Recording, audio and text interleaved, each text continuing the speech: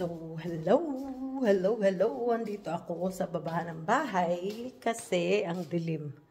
Kasi magpapa-apoy ako ng heater natin. So, ito yung heater namin dito. So, kasi malamig na yung bahay, kailangan ko siyang paapuyan. So, paano ba magpaapoy? So, ayan siya guys. Lalagyan ko siya ng kahoy. Ayan yung kahoy na aking ipinatas nung isang araw, kung nakikita nyo. So, let's go! I show you how to make a fire.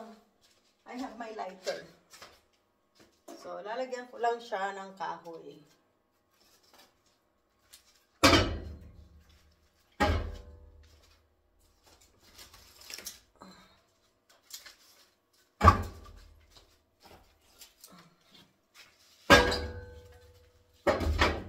Pupunuin ko lang siya ng kahoy. Awa, naulingan tuloy ako.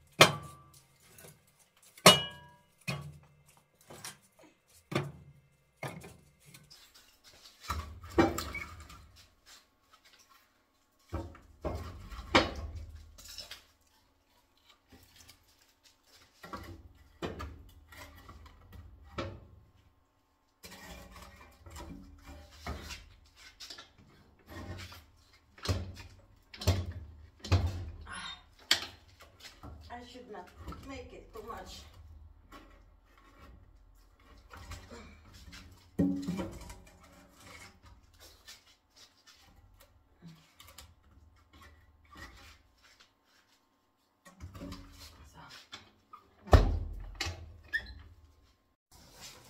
Ngayon, magkakat naman ako ng karton. Para ito yung aking aapoy. So, kailangan ko siyang, kasi naubusan ako ng newspaper, kaya pamimitin ko yung karton. So, ayan.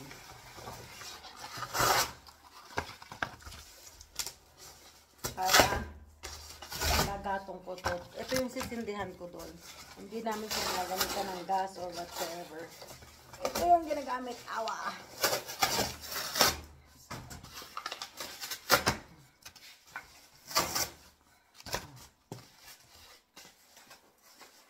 Awa. Sakit sa kamay. So, ayan. Ayan. Tapos, ito ngayon, yung, di ba napuno ko na siya? Ayan. So, ito naman, lagay ko yung aking karton dyan sa baba para madali. So, meron ako nitong lighter. Ayan. Pakita ko sa inyo. Sisindihan ko siya dito.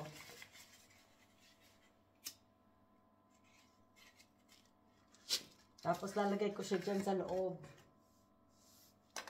Parang ano lang, parang nagpapaapoy ka lang talaga ng sakalan.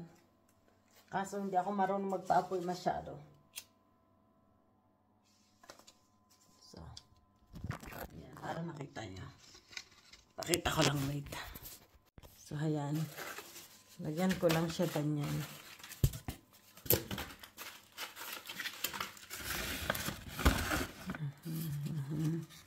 Hindi talaga ako marunong magpaapoy kasi. Hindi ako masyado magaling magpaapoy. Lagay ko lang yung karton ng ilagay. Isiksik ko lang siya ng isiksik dyan. Tapos saka ko ulit sindihan. Baka sakaling mas effective pag ganun. So, ayan.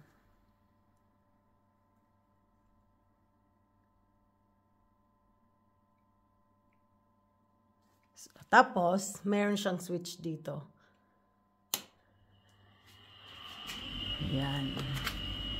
Aapoy na yan. Dire-diretso na yan. Basta mag-apoy-apoy lang yan. Dire-diretso na yan. Dagdagan ko pa nito. Diba? So, sana wag mamatay yung apoy. Palpak talaga akong magawa eh. So, ayan. Takpan ko siya para mas mabilis umapoy. Ganyan lang. So, diba, kailan ko siya lang pinuno? Kahapon. Pero ayan na yung itsura niya agad. Nakatatlong apoy pa lang yan. Thank you for watching. Bye!